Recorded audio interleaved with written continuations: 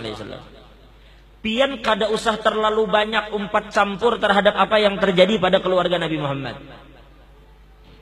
Ini kadang yang jadi masalah, kita yang jaba ini, kita yang orang biasa ini berani-berani memasuki ranah kehormatan keluarga Nabi Muhammad. Jangankan kita yang jaba yang kada diisi apa-apa, pernah suatu hari ada pertanyaan kepada seorang ulama, itu diriwayatkan oleh Habib Zain bin Semit dalam Manhajus Sawi. Mana mulianya antara orang alim tapi biasa, orang kayak kita nih, nang kada tahu juga keturunan siapa. Orang biasa seperti kita, misalnya, lalu orang tuh alim, lalu ada Habib, maaf, mungkin tidak sealim yang ini. Secara zahir, tampaknya yang ini alim benar, si kiai ini alim. Sedangkan si Habib ini kesian tampaknya kada tapi alim. Mana mulianya? Maaf. Bahkan si Habib ini dilihat tampaknya tuh model kayak kada waras. Sedangkan ini alim, banyak memiliki pengikut, banyak memiliki jamaah, banyak memiliki pondok dan segala macam. Sekarang mana mulianya antara mereka? Maka ulama sepakat mengatakan bahwa tetap mulia Habib meskipun kada alim. Kenapa kemuliaan Habib ini tidak bisa disaingi oleh siapapun? Karena kemuliaan si alim, kemuliaan kiai, itu kemuliaannya ada pada sifat. Sedangkan Habib itu kemuliaannya ada pada zat. Maksudnya, ini kiai, itu kenapa dihormati orang? Lantarannya alim, lantaran ada ilmu di dadanya. Ini sifat Tuhan. Bila sifat Allah yang ilmu Allah Ta'ala ada di dadanya, yang mulia. Tapi seandainya suatu saat kiai itu gila, kira-kira masih dihormati orang lah? Kalau kiai itu tiba-tiba gila, kira-kira masih dihormati orang lah? Kada. Karena kemuliaannya ini sifat. Lantaran ilmu itu ada di dadanya, makanya dimuliakan orang. Seandainya Allah cabut ilmunya, maka orang itu kada bakal lagi dimuliakan orang. Jadi kemuliaannya itu hanya berdasarkan sifat, hanya ilmu yang berada sementara di dirinya. Nah, sedangkan keluarga Nabi Muhammad ini di dalam darahnya mengalir darah Nabi Muhammad. Zat, inya alimkah, kada alimkah, kelakuannya A kah, B kah, inya waras kah, maaf dalam tanda kutip gila kah, tetap di dalam tubuhnya mengalir darah Nabi Muhammad SAW. Jadi kada ada urusan pian umpat campur terhadap kehormatan keluarga Nabi Muhammad SAW. Dulu diceritakan oleh Habib Ahmad bin Hasan Al-Attas dalam surat beliau. Al-Habib Ahmad bin Hasan pernah bercerita dulu. Ini bahasa Habib Ahmad bin Hasan. Wa takhallaqa ba'du ali baitin nabi bi akhlaqin damim. Bi akhlaqin damimah. Ada sebagian keluarga Nabi dulu yang mungkin inya berakhlak kurang bagus. Entah apakah yang mereka lakukan, walhasil akhlaknya kurang bagus. Lalu tiba-tiba ada seorang kiai, ada orang alim yang ma'iktirat. Sampai tidak sadar terucap, "Kenapa itu jar Habib itu jar?" Pokoknya mengucapkan sesuatu seakan-akan kenapa jadi Habib tuh kelakuannya kayak itu?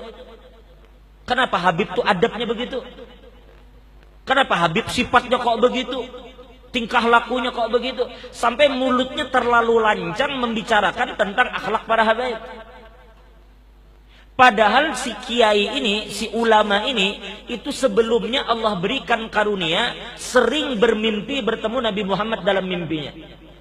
Tapi begitu mulutnya lancang membicarakan akhlak keluarga Nabi, maka sejak saat itunya kada pernah lagi melihat Nabi Muhammad dalam mimpinya. Lalu tiba-tiba beberapa waktu kemudian inya melihat lagi Nabi Muhammad, tetapi Nabi berpaling darinya. Nabi kada mau lagi melihat kayaknya. Lalu inya bertanya, "Ada apa ya Rasulullah? Kok pian jadi kada heran-heran lagi, tidak peduli lagi dengan ulun?" Lalu dijawab oleh Nabi Muhammad, "Adzaita waladi," ujar Nabi, "engkau telah menyakiti anakku." Mulut ikam terlalu lancang membicarakan kehormatan keluargaku. Lalu dijawab oleh kiai tadi, oleh si ulama tadi. Dia katakan, "Ya Rasulullah, fa'ala kada wa fa'ala kada wa fa'ala kada." Ya Rasulullah, inya tuh kelakuannya begini, inya menggawi ini, inya menggawi ini, inya melakukan ini.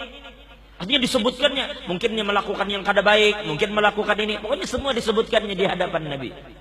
Lalu kemudian Nabi menghadapinya dan Nabi berkata, ujar Nabi, al-waladul aq hal yarithu abaha amla. Di dalam mimpinya, ujar Nabi, aku ingin bertanya lawan ikan. Apabila ada seorang anak yang durhaka kepada bapaknya, lalu bapaknya mati, apakah anak itu dapat waris atau tidak? Anak yang durhaka lawan orang tua dapat waris kada? Dapat waris kada? Ini mana? Dapat waris kada? Anak durhaka lawan abahnya, waktu hidup ketujuh melawan abahnya, ketujuh hidup ketujuh menyahut abahnya. Ketika abahnya meninggal, apakahnya dapat waris atau kada? Dapat. Siapa yang madahkan anak durhaka kada dapat? Dapat kada? Dapat. Lalu apa ujar Nabi? Nah, itu disebutkan dalam kitab Zuhurul Haqaiq yang ditulis oleh Al-Habib Ahmad bin Hasan Al-Habib Abdullah bin Alwi Al-Attas. Nah, coba kita lihat apa ujar Nabi.